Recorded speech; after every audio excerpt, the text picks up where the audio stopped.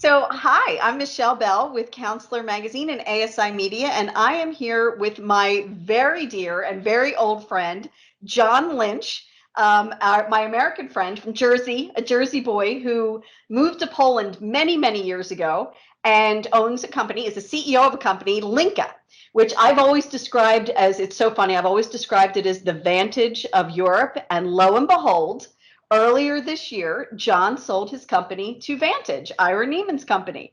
And we, of course, covered that story. So I have John here with me from Poland, from, I believe, right outside of Krakow. And we're going to talk about things going on in Europe and what's happening with his company since he sold. But most exciting is that for many years that I've known John, he was always writing a book based on, loosely some experiences that he had some familiarity with. But the book, which is a work of fiction, has been published. It is on the bestseller list in Poland as one of the top thrillers. And I just wanted to talk about that because it's so rare, first of all, that somebody realizes their life's work and dream that comes to fruition. But you've done it with great success. So with all of that build up, hi, John. Hi, Michele. It's good to be here with you. You in Pennsylvania, me in Poland. So it's good to catch up. Yeah. And just so I'm correct, so you are, I know Lynka is based in Krakow, but do you live in Krakow? I live 5 miles from the Krakow border. So I live in the countryside, a small town, very bucolic, very beautiful place. I never have traffic. I drive, I avoid the deer and the pheasants and the wild boar when I'm driving to work. Little bit different than from remind me where you grew up in Jersey. Yes, I grew up in, the hometown of John Bon Jovi, who was in my graduating class, of course, Sayreville, New Jersey, right in the central New Jersey, not far from New Brunswick, and just at the top part of the Jersey Shore. So when you bend that corner, Yep. the Jersey Shore starts.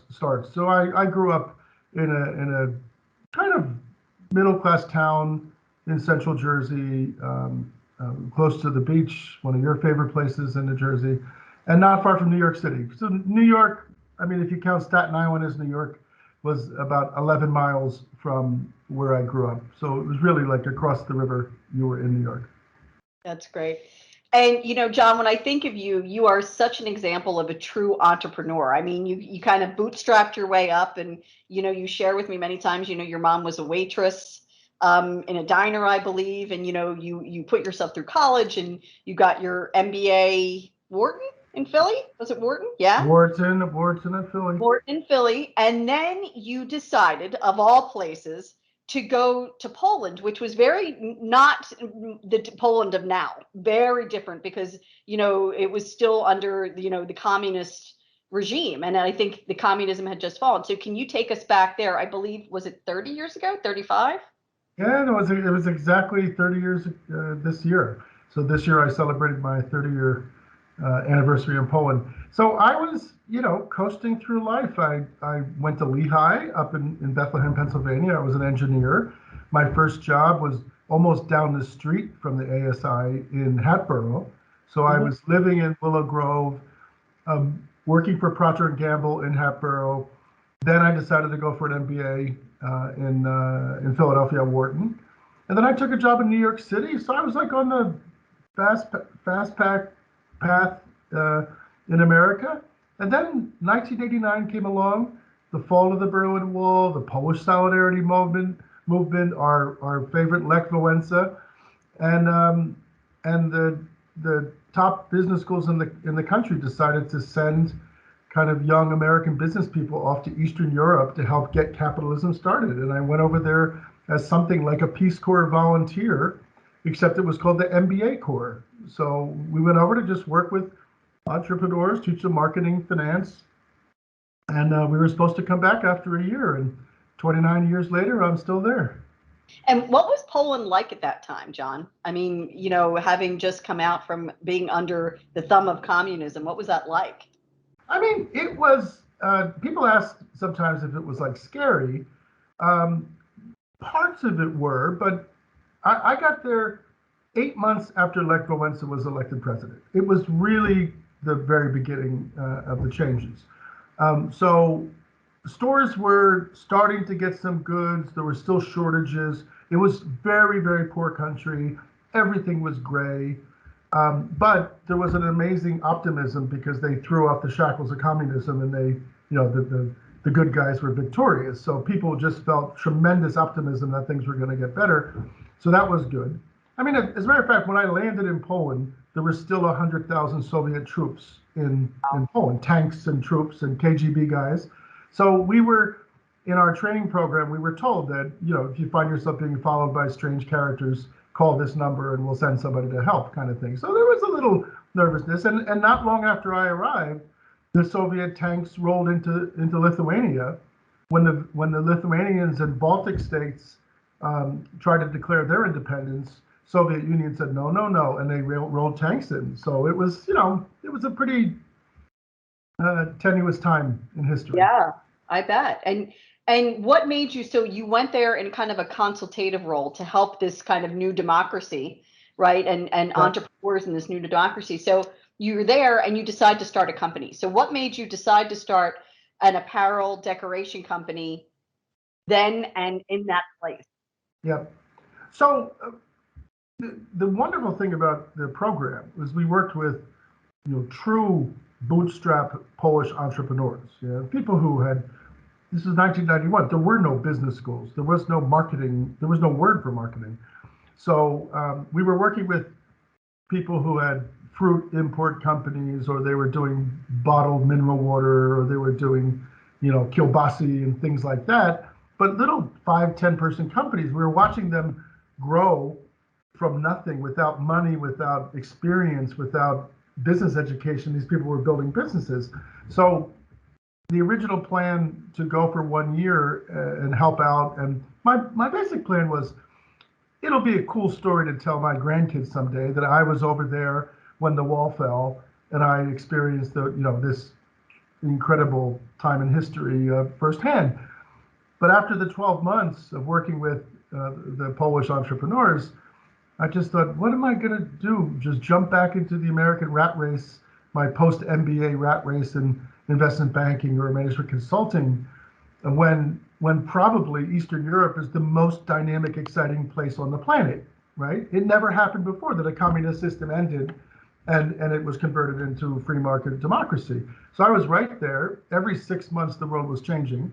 And so I would say within 6 to 9 months, had decided that it totally made sense to try to start a business over there.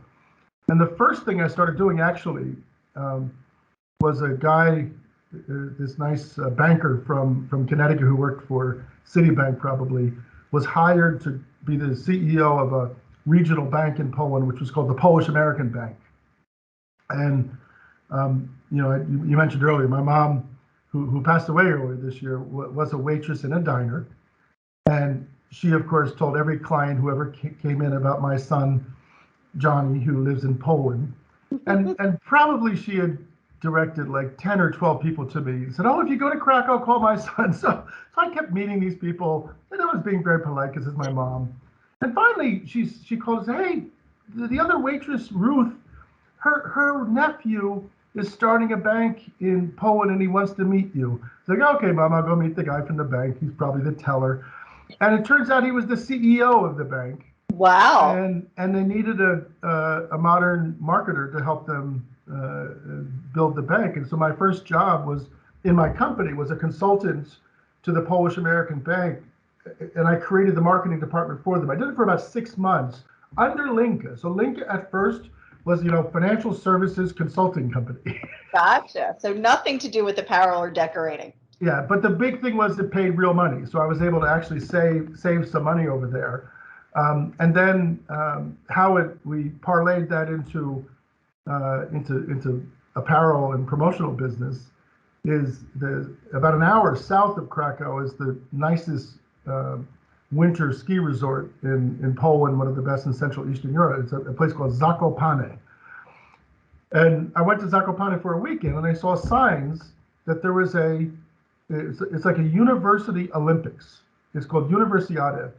And there were signs everywhere that in December is going to be the global Universiade with skiers and jumpers from 35 countries. And I just walked into the mayor's office and I said, is anybody doing merchandise? And they said, no, we didn't think about that. I said, I'd like to get the license for the merchandise. And I had no capacity, no What did capabilities, you know about that? You knew. nothing. But it just looked like an opportunity. And this is where I realized that I'm maybe an entrepreneur too. And in about 5 days, we wrote an agreement for Lynka to have an exclusive license for the event. We made up designs. We found some T-shirt printers. I sourced T-shirts in the Netherlands. Everything in about 1 month. We did the whole thing. And then we tried to figure out where to sell the shirts, and there was no places to sell them. So we set up kiosks all over town and sold them ourselves. And in about 2 weeks, I think we made $25,000. And we just said, well, this is actually not a bad little business. So we took that money, we invested it in our own equipment, and we started a very small manual screen print shop for printing T-shirts for ourselves. And that's how we got into the business. So it was completely opportunistic. It was nothing to do with experience. I worked in the pharmaceutical industry and fast-moving consumer goods for Procter and Gamble. You say opportunistic. I would say very entrepreneurial. I Yeah. mean, you saw a need and you just dove right in without even considering. I really don't know anything about doing logoed merchandise. Yeah, yeah. Well, I mean, my partner and I were thinking about what businesses to start. And the main criteria was basically we have no money, so we can't start anything that requires lots of money. So we said like, oh, what about a McDonald's franchise?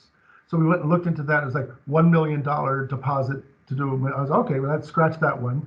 We said, look, how about Levi jeans? Because there were no jeans in Poland back then. And, you got to do a minimum purchase of X. So all these ideas were just falling by the wayside. And this one, actually, it was our professor at Wharton, Ian McMillan, brilliant professor of entrepreneurial management. He said, many businesses begin out of a project. So something comes along, an opportunity to make some money or do something. And once you do that project, you verify that it's a decent idea that maybe is worth building into a business. So we didn't even have a business when we started. We did the project, it was successful, and it turned into a business. Gotcha. So, you had the business for 30 years, as you said, right? Yep, yep. Before selling to Ira earlier this year. Well, And I should jump in and clarify that I am still an owner of Lynka. So Ira and I are partners now. So it's Vantage is majority shareholder of Lynka. gotcha. Good So to it's know. probably more of a merger than me selling the business because I'm still very much in as owner of the business. Great. Thank you for that clarification. Yeah. So in the 30 years, as any young owner and an entrepreneur, I know you saw many challenges, many ups and downs. And during this time, you and I met, many years ago. And, you were telling me about what it's like to be a business owner. And you said, I would really like to write this book because sometimes it can be just very disheartening and demoralizing. And, it's just punishing to run a company. And you referenced John Bon Jovi and you said, I got to keep the faith. I keep the faith. And, you started writing this book and you would send me different iterations of the book to read. And I loved reading all of the different iterations. So cut to now. And you wrote this book and called The Ark, and it's been published and it's in bookstores throughout Poland, and you've been on a book tour. And it's a really great read for somebody certainly who loves thrillers, but also who is a business owner or runs a business to see kind of because it tells this incredibly intricate and fascinating and riveting tale. Like I remember telling you, the characters just stayed with me, and I wanted to know more about the female detective, and all. Yeah. So can you talk about the genesis of that and how you kind of stuck with it, Yep. to write all these different iterations? Because it was a lot. Yeah. It took me 5 years to write the book. So from you were the first person to see an early draft. Is that right? I didn't know Yeah, that. you were the first. Thank And your initial feedback, for instance, you talked about the female FBI agent. Well, you were the first one that said to me, this character's name is Faith Osborne. Yeah, so Keep the Faith came into my book through her character. But you're the first one that says, hey, this character's really cool. My only comment is there's not enough of her in there. So your comment set off a wave of changes that took me about 2 years to complete because I needed to write her back in a more significant way, because I found the same thing. I fell in love with the character. And then every other particular female beta reader I had, because after you, I had about 4 other people read manuscripts along the way. 3 out of the 4 were women. And they all said, oh, this Faith character is cool. I want to see more of her. So everybody said the same thing. They wanted to see more of Faith. And ultimately, if I write more books, which I probably will, I will take the Faith character, who's not the main character of the book, and take her on additional adventures in Central Eastern Europe with Belarus or Russia or Ukraine, because she is now living in Warsaw, working at the U.S. Embassy in Warsaw, where she's the FBI head of the Legat in Warsaw. So she became my star, and that's thanks to the seed you planted. Well, sign me up to read those copies, because I love her. I love that character. So tell me where you got the idea to kind of write this compelling, fascinating, almost Grisham-esque, as you said, like thriller of a novel. Yeah. So before I started writing, I read a lot of what successful fiction writers went through, how they became writers. And Grisham, as most people know, was just a lawyer in Mississippi, right? He was taking the train into work, and he was in his 20s, and he wrote a book, A Time to Kill, that was kind of a flop. It sold like 2,000 copies. Is that right? Yeah. And then he wrote The Firm, and that sold 3,000 copies. So it wasn't like a hit by any means, but it landed on a Hollywood producer's desk. They said, this is a great story. They turned it into a movie. Tom Cruise starred. It was the film of the year 1991. And right after that, Grisham sold 1 million copies of his book.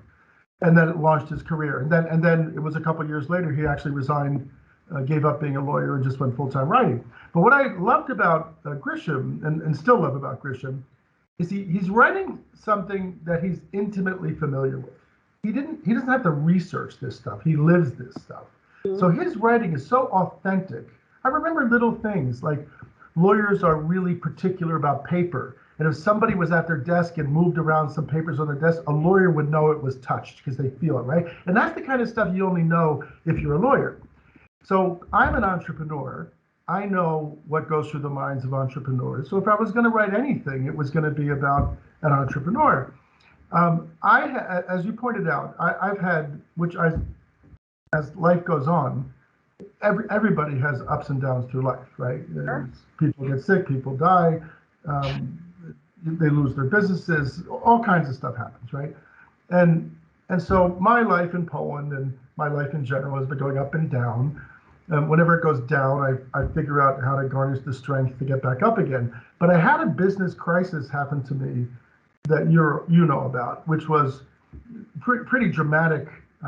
Shareholder battle where I literally lost my business that I'd been building for 20 years. And there was a day when I was out, and I was at one of your shows actually in Florida when it happened, and I went into my own little battle to win my company back. And during the entire ordeal, which lasted almost a year, I was saying to my team, I was telling them all the time, guys, don't give up, keep the faith. So that's where that came from. But the second thing was, I kept saying, God, I feel like I'm living through a John Grisham novel. This stuff that's happening is unbelievable. So when Because it was wild. It was wild. It was wild, yeah. I mean, SWAT guys showing up at the company, all kinds of stuff. So after it was all over, things stable, kind of happy ending, I decided I wanted to write about it. And I started writing nonfiction. I started writing what really happened. But within a month or two, I just said, this is not right. I don't want to write about what happened over the last 2 years. It wasn't like stressful. It just wasn't interesting. So what I did was I did what Grisham did. Grisham, A Time to Kill, had a real case that was the same backbone of the story. And he decided to write a fictitious story. So, okay, so what would happen if these guys were connected with the mob or this or that, or like The Firm? And I said, I'm just going to take the spinal cord of what really happened, the skeleton, and I'm going to fill it in with fictitious characters, really colorful characters, and make it a fiction story. So it is absolutely fiction. This just so happens that some people said, oh, maybe this Truman Chase character is your alter ego. It's like, no, actually, Truman Chase, I sat around for a couple weeks coming up with his background story, right? He's from the Bronx. His dad was a Polish immigrant. My parents were not Polish immigrants. Mm-hmm. He's into fashion. I mean, promotional clothing is not exactly fashion, as you know.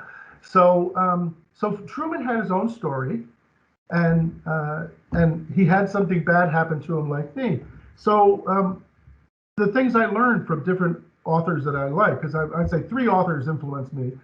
Ernest Hemingway, because what I love about it, he just writes brilliantly simple. He doesn't try to impress anybody with his complicated vocabulary. He just writes believable dialogue, real scenarios, colorful stories. And I read a couple Hemingway books before I started. Grisham in terms of thrillers. And then one of my favorite authors is Ayn Rand, who wrote The Fountainhead and Atlas Shrugged. And she wrote a lot of books about how to write fiction. And I read all those. And she would write for weeks before she ever started the book about her characters. Mm. And that's what I did with my book. So I wrote about Faith Osborne. I wrote about Truman and Fernando, pages. I came up where they went to school, what they studied, what they were called, what their nicknames were, who their friends were. Some of it didn't even make it into the book. But when I was writing about them, I was writing about real people who I'd already created in my mind. And so I came to like my characters. And so the feedback I get that's most satisfying is, one, God, the dialogue is really authentic. And people say this, the hardest thing in fiction is writing not stilted dialogue. Sure. And the characters you really can relate to. And it's because I really put a lot of effort into creating them. Well, and I think it's because they're so nuanced and there's so much color and depth there. Like the Fernando character, by the way, to me, and maybe this is just me and my transference, but I read it as just, the stereotypical kind of like slick, overconfident, douchey, Euro trash kind, you know what I mean? Like that kind of guy who's had all the privilege in life because of how he was raised and just thinks that with a snap of a finger, people will acquiesce and bend to his will. Yeah. And and that just like oozed off the page, if you will. Yeah. It was interesting about, the since the early version that you read, some things have changed. One thing is, it's not the story of one character, but it's the story of two characters, right? So the story intertwines little kind of innocent Truman Chase, who's from a poor Polish immigrant family in the worst neighborhood in the Bronx, and they really they didn't have hot water at home, so he used to have to boil hot water to wash his hair in the morning. But he just thought the world was beautiful. He walked through the projects in the Bronx and he whistled, and people are like, "What's this kid whistling about? We live in a shithole." And Truman's just like, "Well, there's beauty in the world everywhere. You just have to look for it." So he's this like optimistic guy who then. He's got you told me you like the character, the Isaac character, the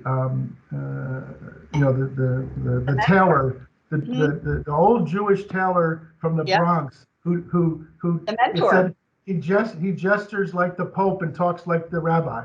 Truman, I'm so proud of you, right? So he a little bit sounds like Woody Allen. So I got Isaac in my head. He's really Isaac Sussman, who just takes Truman, the little Catholic boy, Polish boy. So I love the interdenominationalness of it all.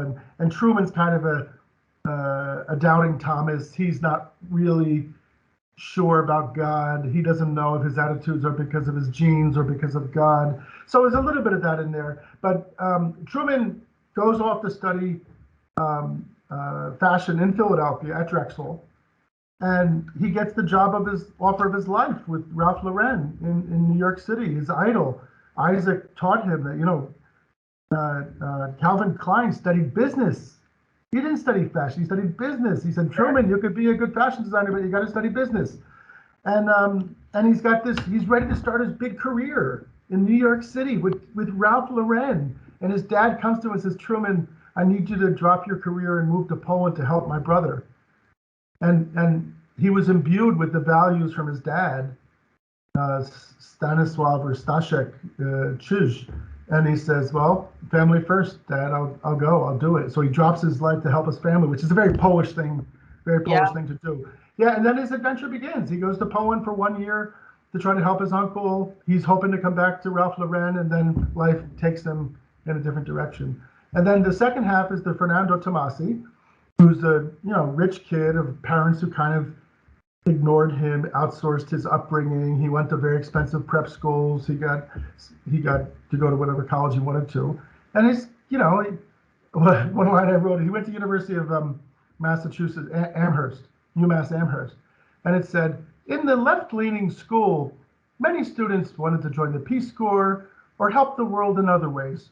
Fernando always knew he wanted to be a banker. So Fernando became a banker. He liked money, and his little vision, because he's also a young man, he wants to just make a lot of money. There's nothing evil in that. And the two guys come together, and it's David and Goliath in the modern incarnation. It is. I mean, and it's a wonderful character study of a very optimistic protagonist and a very kind of cynical antagonist, Yeah, yeah, who it's not just you're being kind, John. It's not just the money. It's the trappings too that he's attracted to that go with the money and sure. the boats and the women and the cars, all of that stuff. So their personalities are diametrically different. Yeah, And it's fascinating to watch them kind of circle each other and the dance that they do around each other. yeah, And then with the peripheral characters like Isaac and like Faith. yeah, yeah, yeah. So, that's all I think is fascinating to read. So now that, all these, it took you said 5 years to do it. Like, what kind of sense of accomplishment, I would imagine, do you feel like, I know it was a whole different mountain to climb, a Herculean task to kind of find a publisher, and how do you Yeah. navigate? What do you know about book publishing and how that world, and you had to navigate that. So what Yeah, do you feel now like it's happened? Here you yeah. are on the bestseller list.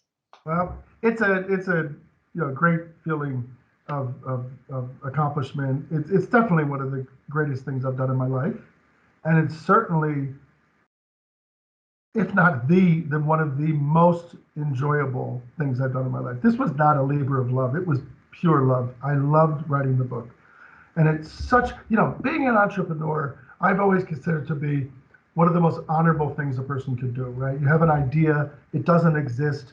You get together with some people and you create something, whether it's Steve Jobs in the most glamorous form or just regular old promotional product distributors or whoever it may be, is you're creating something. You I don't know, you either lost your job or you want to go out on your own. And so for me, the writing process of writing a novel in particular was a pure creative process, and I loved it. Now, the business part of it, I actually learned it from just talking to people who were in the trade. So I talked to some publishers. I'm in that YPO organization, and there's a lot of people in the book business there. And everybody told me it was going to be a struggle, and I would have, a lot of hard times. And I had 25 publishers say no. So, But it you was not stuck with easy. it. I mean, that's daunting, John. Yeah, 25, you know. yeah, yeah. So I finally got a really big publisher over here in Central Eastern Europe. It's called Axel Springer. It's probably the biggest publishing house in Central Eastern Europe. So they put their weight behind the project, which is great. I'm in all the stores. We had great events, and there's good social media. And my goal now is to take the success here and springboard it to success in the U.S. and English language world, which would be great. But either way, it's already a success for me. I'm so pleased with it. Now the most important thing is people are starting to read it. It only came out 2 weeks ago, and so people are now starting to read it. And I'm seeing all the reviews going up online, and it's almost universally positive. I got people, of course, writing to me personally saying, "Wow, everybody says it's surprisingly good." I'm not quite sure what they mean by that, but nobody expects a new author to write anything good, and so that validation is really awesome. Just Sure. you know, And do you ever envision yourself, John? Because I know you lived in Poland for a long time, but you are to your core, you're a Jersey guy. How old are your kids now? my son Jake is 16. He's 6'5", and he's looking at studying in the United States, maybe in Philadelphia, maybe in New York. He's a bright young boy, and I'm sure he'll do great things. My daughter, Sophie, is an artist. She's 13. She's awesome artist. They probably all want to settle in Europe in the long term, but they might study in the States. I'm here. I don't know if your question is leading to will I ever come back to the States. I think that maybe I would spend more time in the States. Maybe I would, not exactly a bi-continental existence, but I would spend more time in the States. But on the other hand, like my mom passed away this year, my brother passed away 2 years ago, way too young. Yeah. And so, as time goes on, my center of gravity is here, and I love Europe. So I think I'd do more trips to Jersey in the summer to see my family who's still living there. But I think my days are. I think if I have a second home, it's more likely to be in Spain or Italy than Long Beach Island or Avalon, where you hang out, Stone Harbor. The sunny place for shady people, John. Yeah. So now that you and Lynka and Vantage have kind of melded and merged, to use your word, our dear friend, as I call him, the Yoda of apparel, knows everything about wearables. Ira does. How is it going?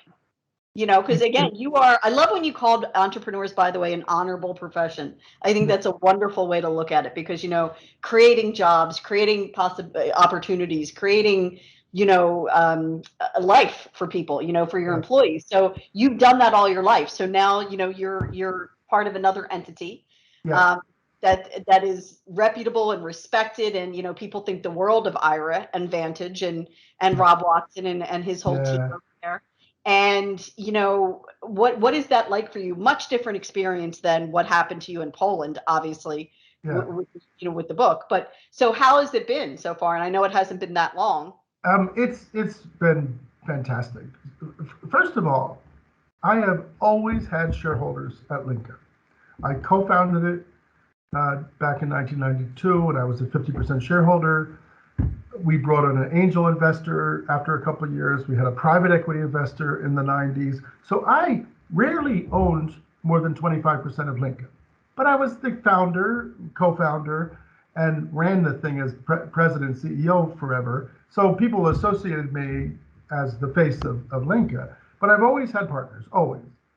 And all I can say is that Vantage and Ira are just the greatest partners I've ever had. Ira and I have known each other, as you know, because you introduced us. Right? I wrote to you. Right. I wrote to you 12 years ago and said, I've been reading about Vantage. It looks like a really interesting company. Can you connect me with the founder? And you wrote me an email to us both. Ira wrote to me in Polish, Jak się masz, which I was surprised by. And then it turned out his headquarters was about 20 minutes from where my family lives in New Jersey. So I'd fly to the States. I'd go up and have lunch with Ira. We got to know each other. We talked about our businesses, and we just had a good chemistry from the very beginning. So when it became time for me to look for a new partner, because I had existing partners in Europe, and it wasn't right. It wasn't working. And I went to them and said, look, I'd like to go out and bring somebody else on board to buy you guys out. It was totally friendly, professional deal. And Ira was the first one I called. And I went over to New Jersey and said, Ira, we've been talking about how similar our businesses are for many years. Why don't we do this together?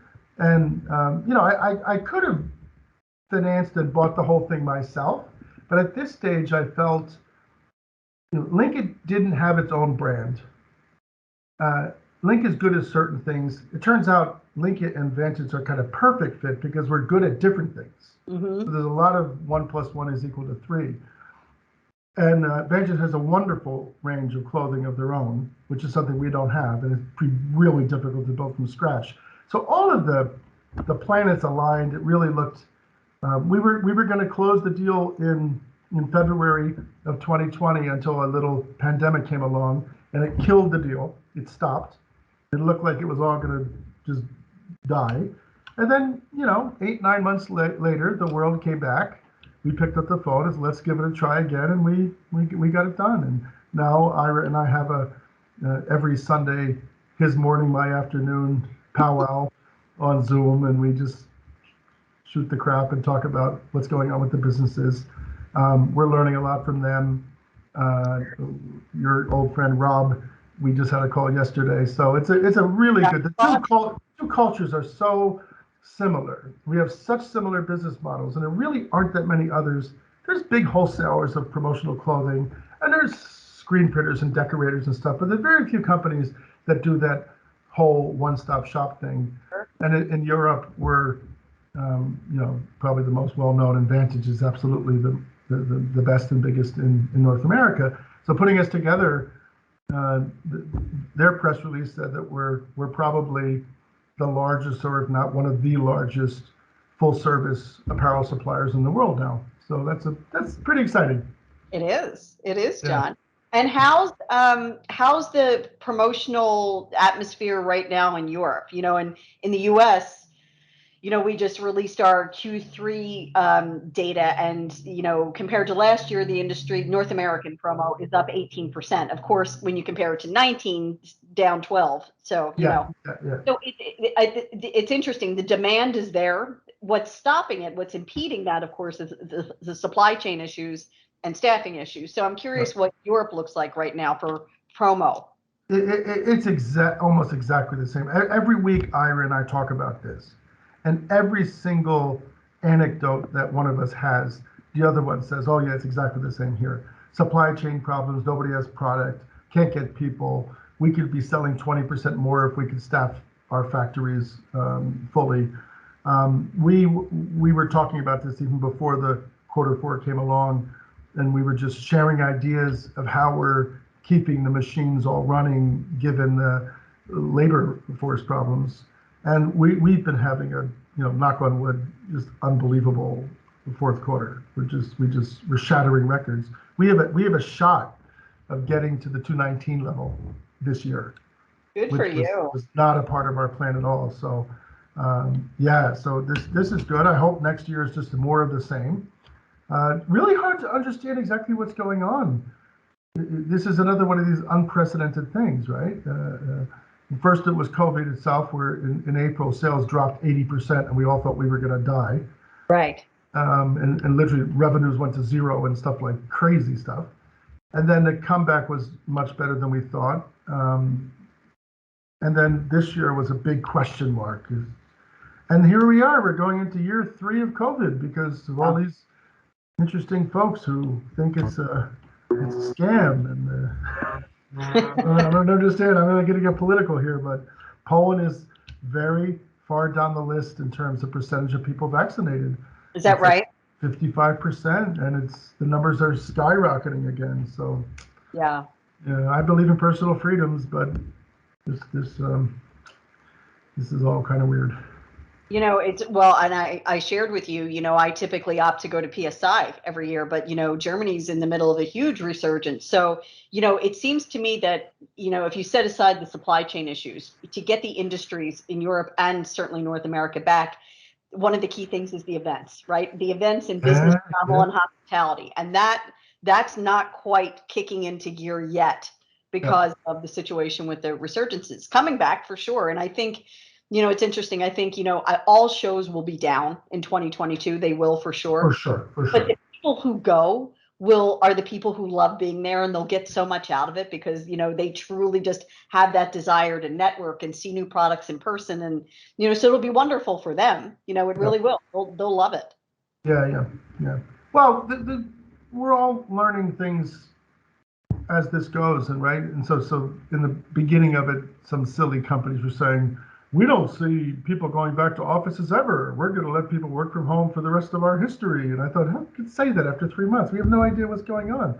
We had our first physical sales meeting for our sales reps. And every single person in the room said, this is irreplaceable. We have to get physically together. We need to be sitting. Zoom works perfect one-on-one. I would not fly to Iceland to meet one person. Sure. Right? But as soon as you put 10 or 15 faces on the screen, Half of them are working on their emails. The Hard. other half are on mute. In schools, they don't make the kids even show themselves, so they're probably taking a nap. And you don't get that interaction because it's impossible for 15 people to know who should talk next. So we had our first sales meeting in September, and it was really brilliant. And we just said, we got to meet in person. Talking at the water fountain in the kitchen is that stuff that, you know, Tom Peters talked about years ago in Search of Excellence, that you design your office so that people from different departments run into one another. That's when creativity happens. So I have two last questions for you, and thank you so much for your time, because this has been, I love that this has just been a kind of a free-flowing conversation between us. If somebody wants to buy your book in English, where can they do that? Yeah, so right now, it's just today I started signing it on my own author's website, which is www.mynamejohnlynch.net. And it's got PayPal, it's got credit card payment. Books are in America, and it's being fulfilled from New Jersey. Within the next month, I hope to have it up on Amazon. It's just Amazon's a little tricky to. A lot of businesses don't have in their business model that somebody could be an American and living in Poland. They're good with Americans living in America and Poles living in Poland, but as soon as you start sending mixed information, they're like, "Whoa, this sounds like a Russian mafia guy." So I'm working out the details with Amazon to be able to offer it globally, actually, but in the States as well. But for now, johnlynch.net. Great. And last question, and this might be an easy one for you, but since you're a Jersey guy, Bon Jovi or Springsteen? Oh, this is tough. This is tough. Yeah, that's a tough question. But interestingly, my mom went to the same high school as Springsteen. So you went to the same high school and with Bon Jovi? With my class, we were in the same class together. Yeah. So he and his wife, right? Because didn't they go to? Dorothea was in our class too. Yeah. Hurley. Yeah. And they were good people. And John he was literally in my small group. We were a group of 25 together, and he started playing guitar in 7th grade. And we're very proud of him. So I would say for emotional reasons, Bon Jovi. Although Springsteen's Broadway show, you saw that? No, I didn't. Oh my God! You can watch it on Netflix. Springsteen does like a 2-hour on-stage soliloquy, talking, singing. It's just talking about driving down Route 9 in Freehold, New Jersey. He tells his life story through his songs. It is brilliant. That's the only thing that would tilt the scale to Springsteen, but I got to go with my alma mater, John Bon Jovi. You know, people, unless you're from like Philly and Jersey, you don't understand that when you drive over the Walt Whitman Bridge during the summer to go to the beach at any of the beach towns, it's uncanny. Like the minute the radio stations change from, if you're listening to regular radio and not, you know, Sirius or something like that, the minute they kick over from the Philly stations to Jersey, it's uncanny, but it's either a Springsteen song or a Bon Jovi song. It's fascinating to me. Absolutely. And when it's Philadelphia, it's Buttercup. Philly's living in its why don't you fill me up, Buttercup, baby, won't you let me down? I heard that song 9,000 times when I lived in Philly. I said, when is Pennsylvania going to enter the 21st century? Like next century? Well, thank you so much, sweetie. This was so fun. Yeah, it's great to talk to you, and great to talk to your viewers and listeners. And we love ASI over here in Poland. And hopefully I'll see you at one of the shows sometime soon. I'm gonna get over. I'm vaccinated. I'm coming. I am too. So I'll see you there. All right. Bye, sweetie. All right. Bye.